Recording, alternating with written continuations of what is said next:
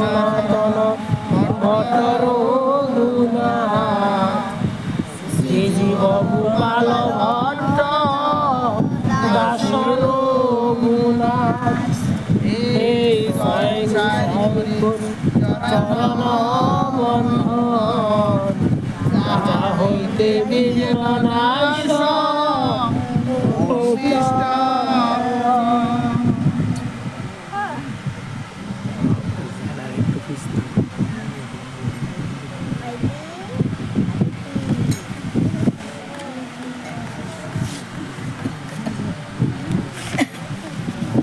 যেহুকুপন্ন দেবতা ভক্ত যজন্তে শ্রদ্ধয়ান্বিতা তেহপি মামেব কুন্তেয় যজন্তে অবিধিপূর্বক। এটা হয়েছে গীতার সপ্তম অধ্যায়ে কথা। এখানে নবম অধ্যায়ের কথা এখানে চৈতন্য লীলা সারবলিতে কি বলছে? যেহু পণ্য দেবতা ভক্ত যজন্তে শ্রদ্ধান্বিত। অন্যান্য দেবতা ভক্তেরাও যদি শ্রদ্ধার সহিত দেবতার পূজা করিয়া থাকে, তেউবি মাবে বা কুন্তেও হে কুন্তেও যজন্তে অবিধিপূর্বক। এটা বিধিপূর্বক না, যে দেবতার পূজাও আমারই পূজা, কিন্তু এটা অবিধিপূর্বক, এটা বিধিপূর্বক হয়েছে। অহং হি সর্বযজ্ঞানাং ভুক্ত তচে প্রভুরেবেচ ন তু মামাতি কুন্তেয় যজন্তীতে। বলছে আমার পূজা অনায়াসে সত্য, তাহা না করিয়া যারা অন্যান্য আদির ভজনা করে তাহাদের প্রতি আমি কি করি না, করুণা করি না। এটা এখানে এই কথাটাই বলছে। তাইলে বলছে দেবতাগণের পূজাও আমারই পূজা, কিন্তু এটা বিধিপূর্বক না, অবিধিপূর্বক। বলছে আমি সর্বদেবের পরম ঈশ্বর, এই পরম ভাব না জানা তারা জন্মে জন্মেও আমাকে পায়। এটা হলো চৈতন্য লীলা সারবলিতে বলছে। এবার চৈতন্য গ্রন্থে বলছে প্রভু কহে আমায় পূজো, আমি সবাকার ঈশ্বর। প্রভু কহে আমায় পূজো, আমি সবাকার ঈশ্বর। হচ্ছে শিব, শঙ্কর, আশুতোষ, ভবানী, ভট্টা, এরা সবাই আমারও কিঙ্কর। দেখেন শিব, শঙ্কর, হ্যাঁ, আশুতোষ, ভোলানাথ, তারপরে ভবানী ভট্টা। ভবানী ভট্টা মানে যত দেব দেবী আছে সব আমার কিঙ্কর। এটা কে কইছে? গৌরাঙ্গ মহাপ্রভু। প্রভু কহে আমায় পূজো, আমি সবাকার ঈশ্বর। তাহলে সবার ঈশ্বরকে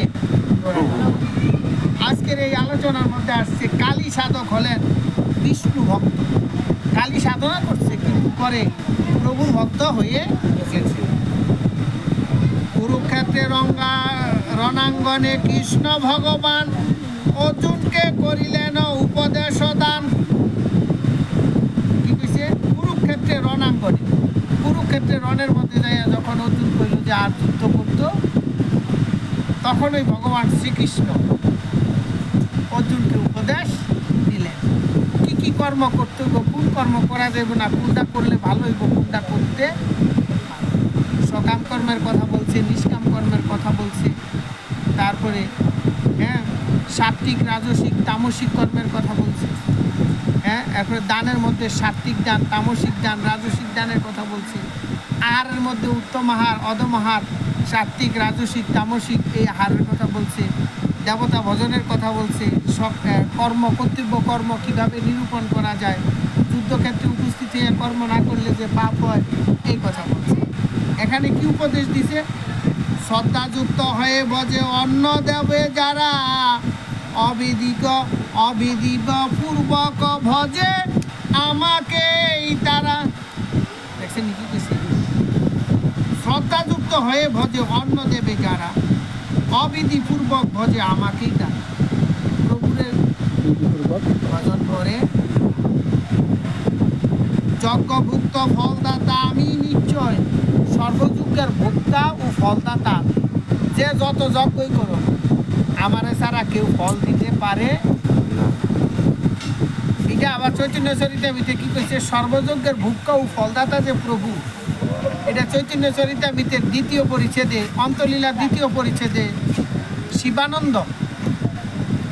শিবানন্দ নামে এক ভক্ত প্রভু খবর পাঠাইছে যে নীলাচলে তোমরা আইও না।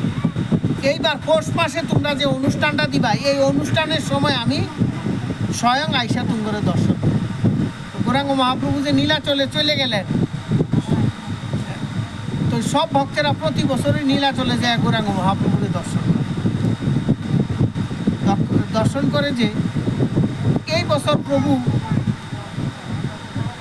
হিরণ্যগর্ভের ভাগিনাকে দিয়া পাঠাইছে যে তোমরা আইও না, এই বছর তোমরা কেউ নীলাচলে আইও না, আমি স্বয়ং যাইয়া তুমরে দর্শন, তুমি উৎসবের সময় আমি আমো। প্রভু যে বাক্য করছে